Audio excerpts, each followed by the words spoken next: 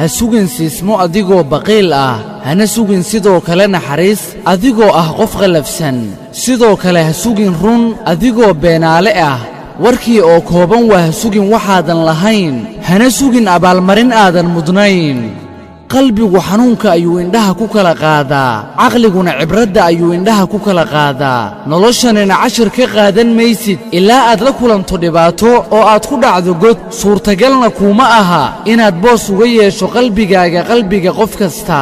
qalbiyadii dadku ciriiri ayay noqdeen ee ku dadaal oo keliya inaad ixtiraam ku beertid qalbiyada dadka intaasi way ku filan tahay